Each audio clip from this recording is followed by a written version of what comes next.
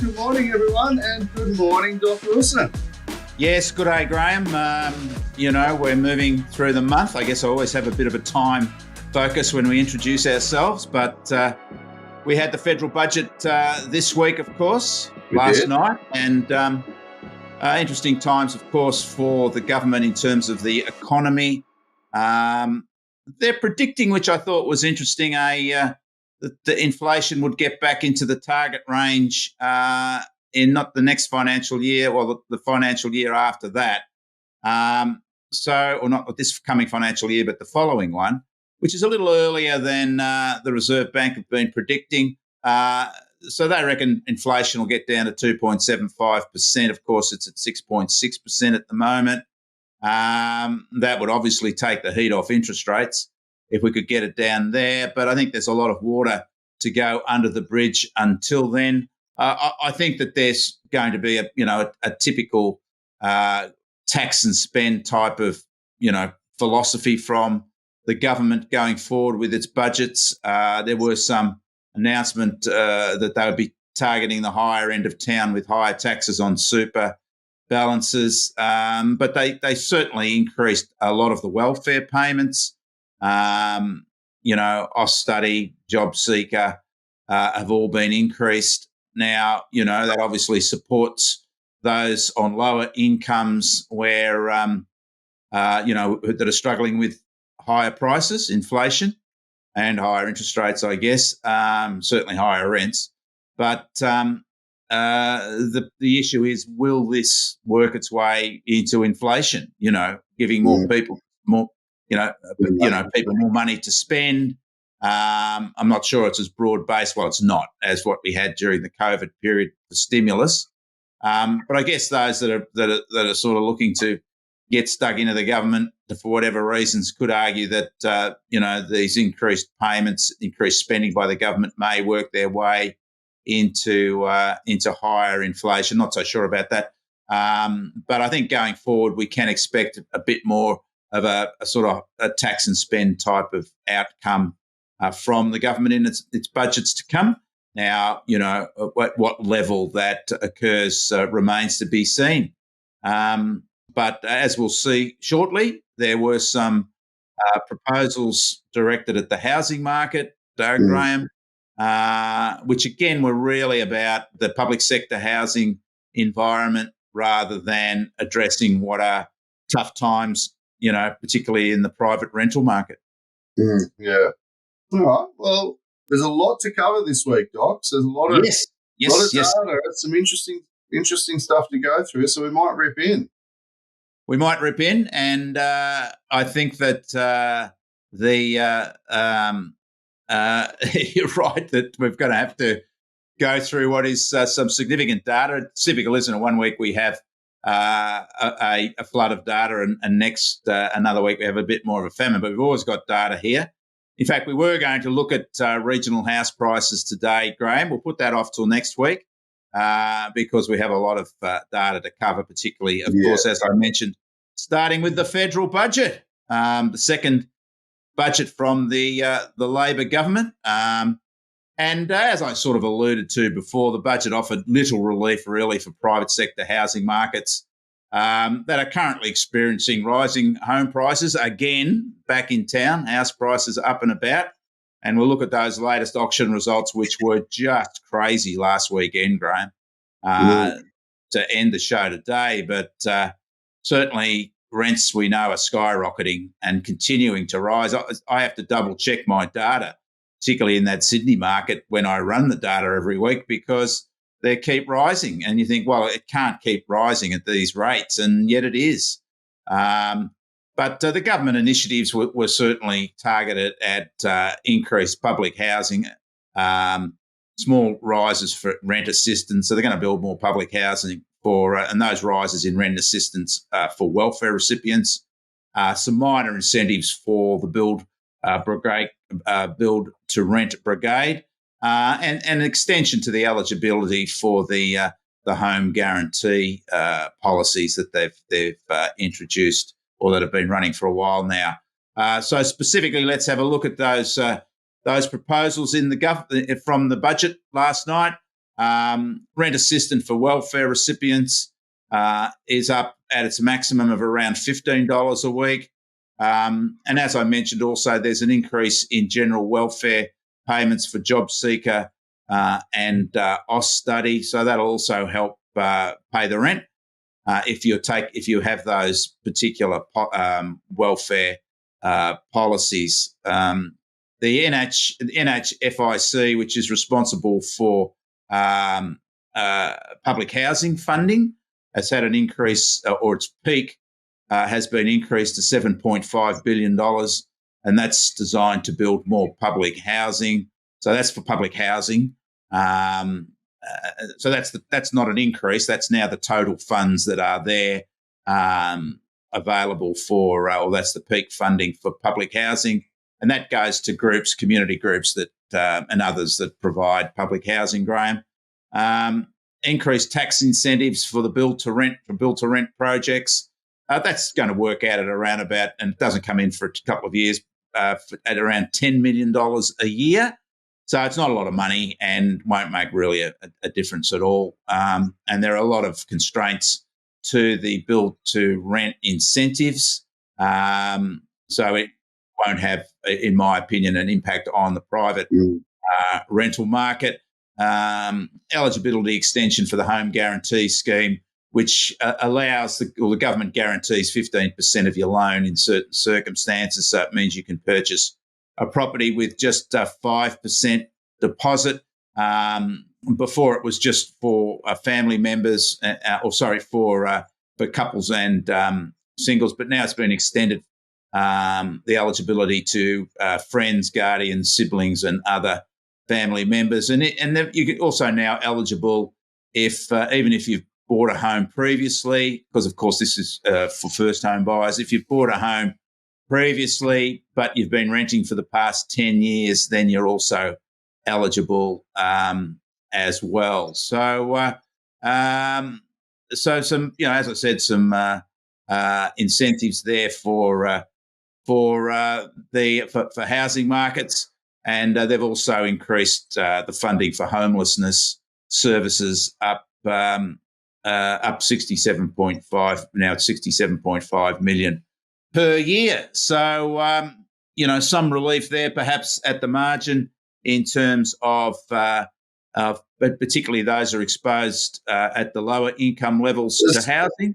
There's really not much there at all, Doc. There's no weight. I mean, $15 for a week for welfare recipients. Woo, I mean, rents are probably like cost of living increases.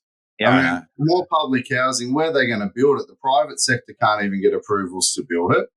That's right. Tax incentives for build to rent, $10 million per annum. Woo, that's nothing. I mean, the only maybe little bit of joy in there is somebody that might have had a home 10, 20 years ago, separated, divorced. They can now get a benefit as if they're a first home buyer. And that's a good one. Yeah, I agree, 100%. That's a great one. And homelessness, I mean, they've increased funding. It's how they actually use the funding, because that's a big issue. But there's really no weight in that when you look at it. No.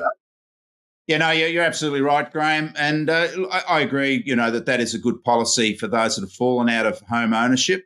Get back in. But the rest really aren't going to have any impact on rising prices and rising rents generally. We just need to build more houses. The government really can't do that. In the private sector need to build more.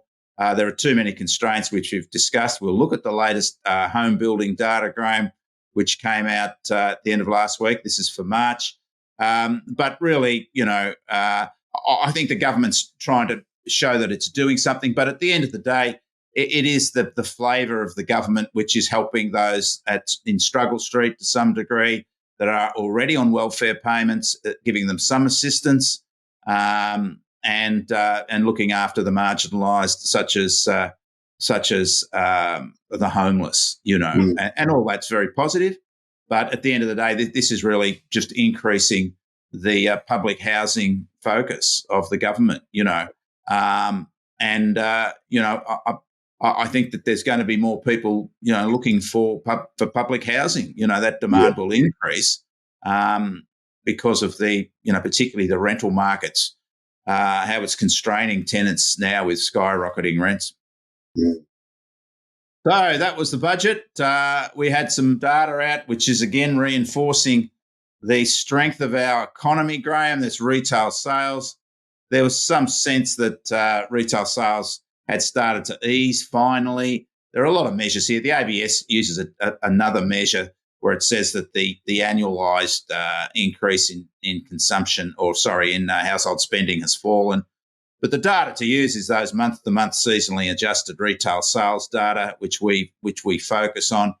Retail sales have had a bit of an up and down ride at the end of last year because now the big month in the year is November with Black Friday.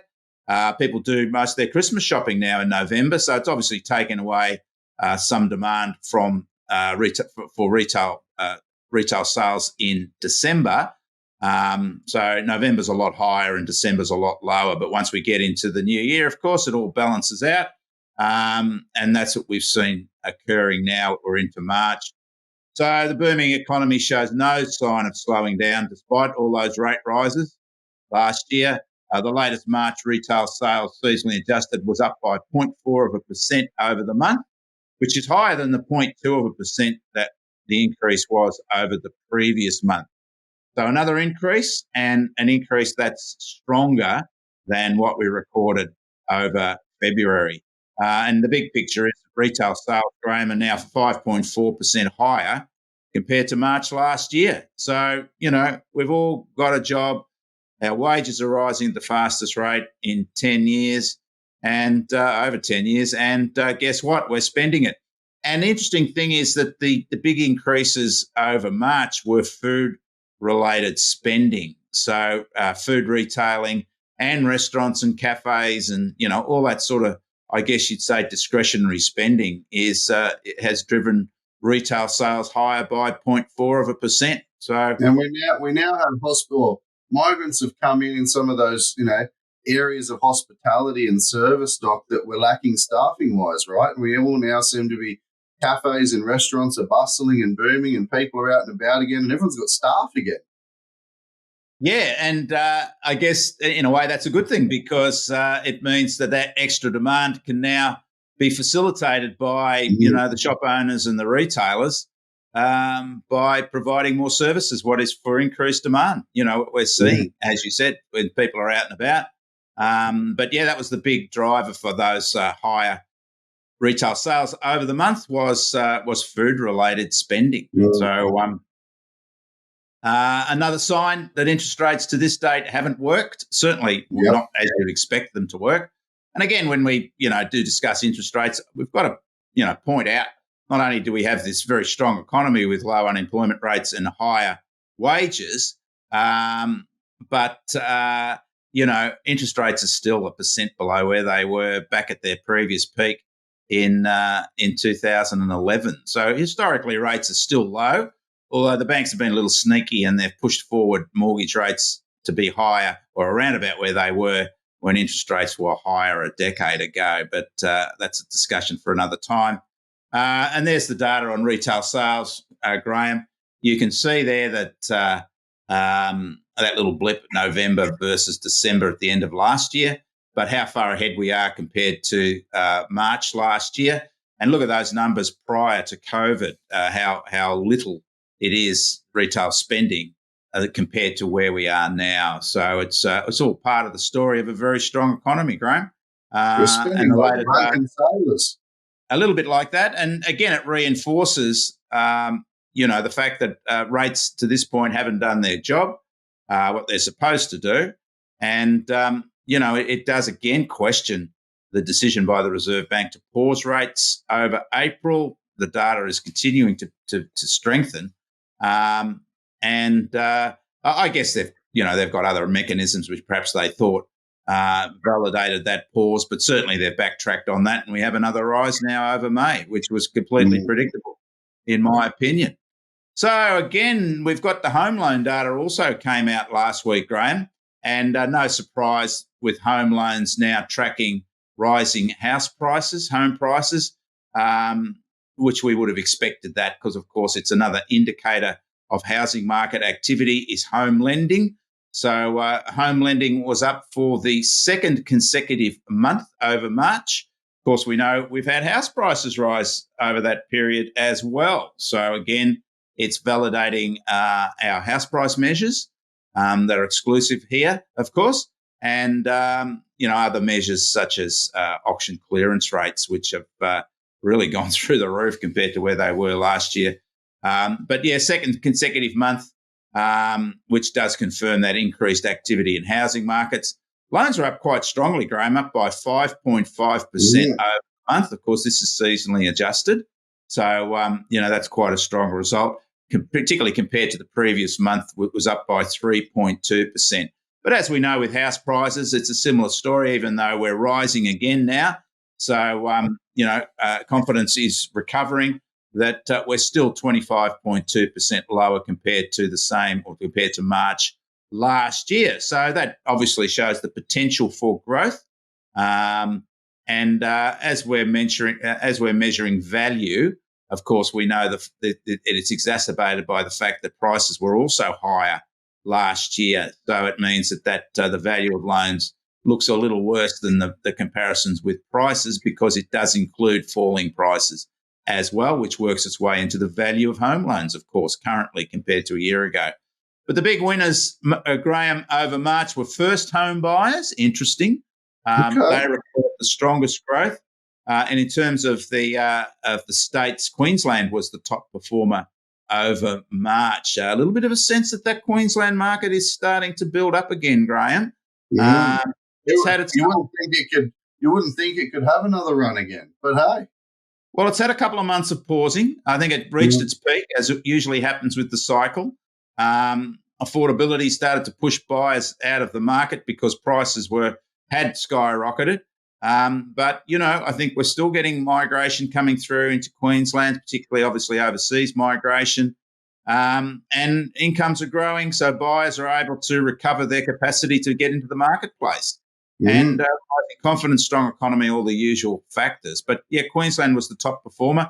I think also the sign that first home buyers are now moving back into the market or are moving back at a faster rate than owner-occupiers and investors just signals that first home buyers are getting a little nervous about the prospect of having to pay more now for a home because they don't have a trade-in, Graeme. So they've seen they've sniffed the wind, I guess, and realised that prices are only going to rise. And they want to get in now, particularly given that their savings capacity will be constrained by higher rents, So I think that's pretty logical that we're seeing first home buyers move back into the market at a faster rate than owner-occupiers and investors. So if we look at the chart there, you can see there that we've seen the bottom of the home loan cycle there, clearly now bottomed out. As we know, the Sydney and Melbourne housing markets have bottomed out. So that's validating the price data. And when we could see all buyer types recovered there, have recovered over the 2 months, investors, first home buyers and owner-occupiers. And we can see there that first home buyers, 12.3% increase over March, Graeme. But when we look at the other comparisons, the year-to-date and full-year comparisons, still show that we're, in recovery mode, and that, there's some way to go to get back to where we were a year ago. But of course, higher prices will also work with higher volumes to have that turnaround happen a bit quicker than perhaps we might have expected. And as I mentioned, Queensland was the top performer over the month in terms of home lending, up by 9.3%. But all the states are lower this year so far compared to the same period last year. Home building, Graeme, we've also had home building released. Building approvals were down 0.2% over March. Seasonally adjusted houses down 2.8%. Units back up 5.6%. But as we mentioned with building approvals, units are a volatile set over the month when we measure that, because you can have large developments coming through at any given month, which tend to make that a volatile series. Total approvals, however, are 18.3% lower this year so far compared to the same period last year. Again, Brisbane was the top performer over the past year, up by 9.7%. which is interesting. But other capitals, however, have fallen significantly when we look at this year to date versus last year, with Sydney down by 40%. So no good news there for replacing housing or, having more housing coming into Sydney, with approvals down 40% so far this year. You can see the trend in national home building, Graeme, still falling from those peaks back through Home Builder 2 years ago. And its units and houses are both declining in terms of the trend. So when we badly need more housing, we're getting less housing. So not good news for increasing supply to match surging demand. Over the month, we can see their units up 5.6%, but houses down 2.8%. And units, however, despite that rise, have still fallen by 26.7% this year to date compared to the same period last year, and are down by 10.7%. So we're really significantly underbuilding now, continuing to underbuild, Graeme, which is not good news for offsetting that high demand and low supply. As I mentioned, Brisbane, the top performer, up 9.7% over the year to date versus last year's same period, but all capital cities, however, other capital cities have fallen away sharply on those comparisons. Again, Brisbane continues to build more, and this is the year to date compared to Sydney, which I think is fascinating. Wow. And Brisbane's still approving, we're not building, but approving more housing, more units than Sydney's approving units. So Right. and that, again, it reinforces the undersupply of Sydney. And as we always mention, Graeme, the problem is that we're measuring building approvals here. So even if these all become, all these building approvals are, if there is an increase, the problem is that the approvals are less likely today to become commencements because of high building costs. So we're going to get, I believe, a lower proportion of approvals turning into commencements, because builders are faced with financial issues in terms of profitability because of prices of building costs rising. House building costs are still rising, so we're not going to convert a lot of these, or certainly the same proportion of approvals into actual commencements. So that's all the data. We've had a lot of data this week, Graeme, but I think it just sort of reinforces what we know anyway. Not a lot the government can do to fix the rental market. They can help those at the bottom end, I guess, in terms of, the bottom end of, incomes, and that's the welfare recipients. And not a lot there they can do to increase significantly, at least in terms of what's required, the number of new houses coming through. Home lending up with house prices, that's a good indicator, correlating indicator that our housing markets are on the rise. And, of course, no good news there for home building as well, which continues to fall away, when we typically need a lot more activity. So weekend auction markets, of course, last week, Graeme, we had an interest rate increase, didn't we? Not a lot of attention paid to that, as we haven't had really over the last few months, or last year particularly, with those interest rates now becoming just a part of life, I guess, to some degree. So there was some sense, well, would that higher interest rate affect our auction markets? The old story. The issue was that no, despite interest rate increases, another interest rate increase, we had an unbelievable result. Well, not unbelievable, but certainly a very strong result for our auction markets last weekend. More strong results despite those RBA, or that increase in RBA rates. Clearance rates are clearly strong and are now clearly above the results of the same time last year. And I think the point is they are clearly above. And we know auction clearance rates are a good forward indicator of what's happening in the market generally. Weekend auction clearance rates, you can see Sydney prices there versus auction clearance rates, same relationship with Melbourne, higher clearance rates, higher house prices. And these are the results from last weekend. Finally seeing the end to the holiday month, April, Graeme, where we did see lower numbers, distracted buyers and sellers because we had Easter as usual, Anzac Day. And now we're back into May, where it's, we're seeing more normal numbers of auctions coming through. Sydney up by nearly 100 auctions last weekend. Look at that clearance rate, Graeme, in Sydney. Nearly 80%. 79.8. I'm actually speechless, Doc. I've been very quiet today until we got to this because I'm looking at it and I sort of see some of the data before we come on here when you share it with me, but 80%, 80%, 75, 90%, and Canberra whiz bang back up to set. Yeah. I don't want to call it early, but boom. I mean, we're I know. really, I know. interest rate, what? Where? Yeah, sorry? I know. I know what's happening here. It's. I mean, I don't want to get ahead of myself, and we're positive people, Graeme, but we let the data speak for us, speak for our commentary, because you've got to do that. As long as your data's robust and reliable and real time, there's the 3 R's: robust, reliable, real time.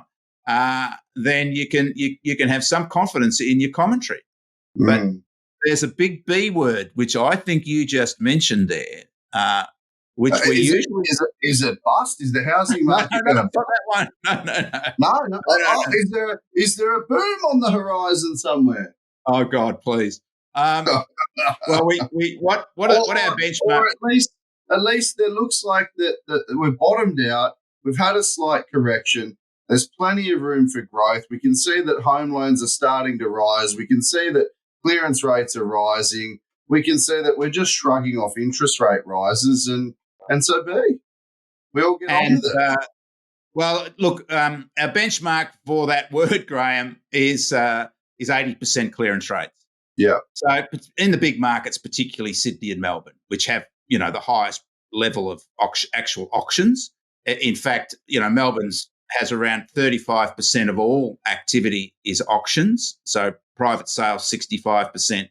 And auction sales 35%. In Sydney, it's around about 25% auction sales. So it's a big part of the market. And that's why when we do start to see those 80% clearance rates, we do use the boom word, because it does mean typically that it translates into strong prices growth. Now, we've got to understand what's driving this. Firstly, the fear factor's left us. The doom and gloom that's been peddled for, a lot of the last year, particularly the early part of the year, which caused buyers and sellers to sit on their hands. That's left. People now know the markets have turned. They've got getting great results with their jobs. And all that postponement, that pent-up demand, is now being released. I think in the Melbourne market, there's still a little bit of COVID pent-up demand to come through as well. And I think that's why the Melbourne market is primed for at least the remainder of the autumn selling season.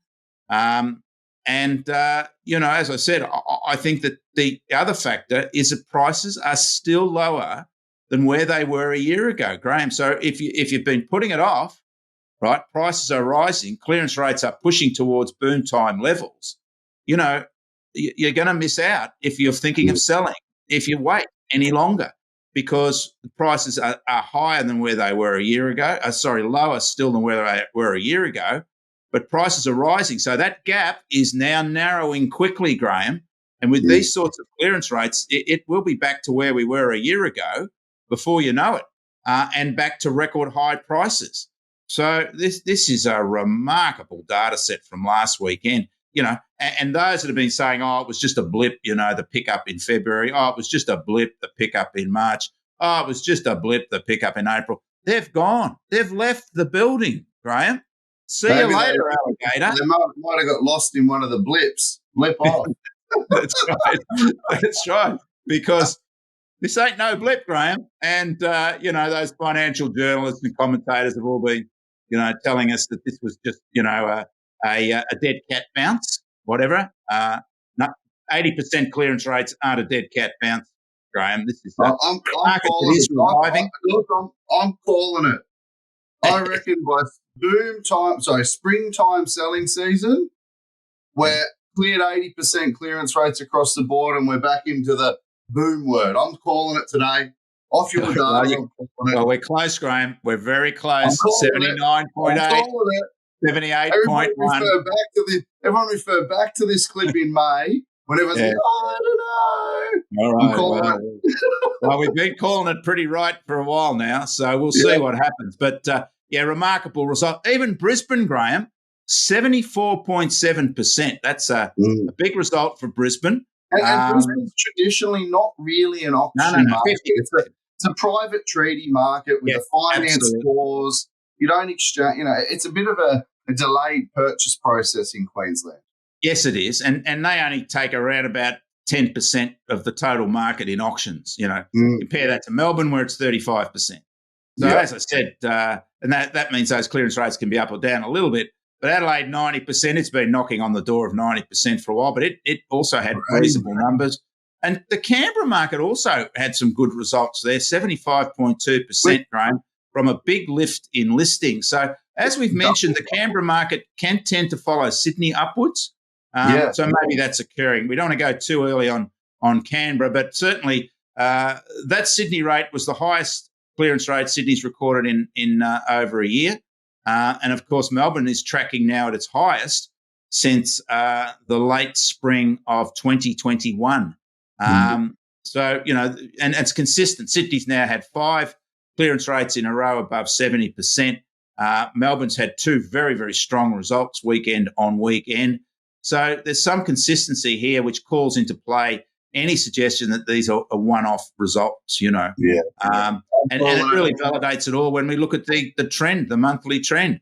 Look at Sydney, 79.8, only one weekend, of course, giving us that result. But look how it's over 10% higher than a year ago. 10% higher, Graeme, the clearance rate. I'm calling it. 78% compared to 67%. Brisbane also higher than a year ago, and Adelaide higher than a year ago. Of course, a year ago we were putting up interest rates for the first time, and the media were having a great old time talking, doom and gloom. And Canberra also up higher than we missed Adelaide there. Adelaide well ahead of a year ago. And Canberra around about were also higher than a year ago. A bit of a surprise there, the Canberra result. We'll see if that holds firm.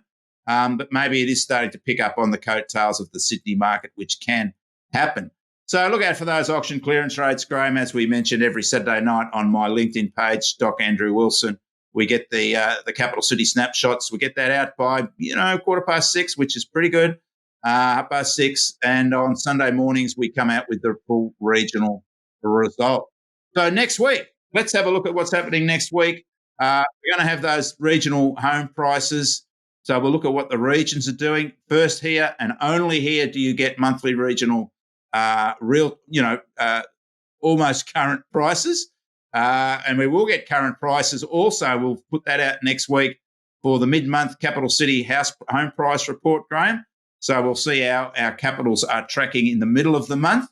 I'm also going to introduce a new data set for overseas arrivals and departures. So let's have a look at the numbers for overseas arrivals and departures to see how that's tracking, because that data will come out this week from the ABS.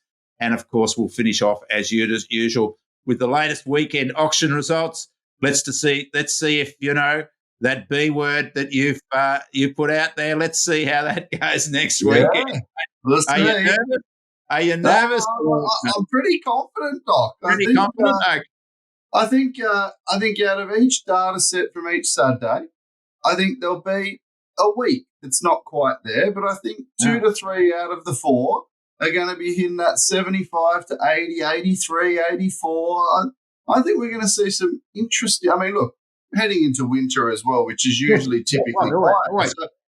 So I'm calling it here today off the data, and what we've been working on is say when we get into that spring selling season, we'll be 80 plus everywhere, 84, 83. I think we're going to be pretty strong. Now, if it doesn't dim through winter, Doc, well, I can already tell you I'm right for spring. Yeah, I think we'll still have an easing, but May is a very good month because we, in terms of no holidays or distractions, Graeme. So we have a full run through May. The market starts to ease off. During what used to be the Queen's birthday weekend, I think it's the King's birthday, and not everybody celebrates that now. Not all states celebrate that in June. So even that's not a distraction. But by the time we get to the end of June, people are thinking about a spring selling season campaign, either as a buyer or seller. And that tends to, as you said, quieten the market down, those seasonal effects. So we've actually probably got, a good 6 weeks run now to come up where we won't have distractions, where the data's still, very strong. We've got the budget out of the way. We've had another interest rate increase after the April pause, and that has done nothing for auction markets in terms of impacting it on the negative, and off we go again.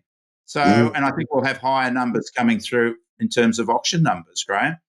So, without trying to sound like a smarty pants, all those that, predicted a lengthy decline in housing market activity got it wrong. And those that were saying it was all about low stock levels, they got it wrong.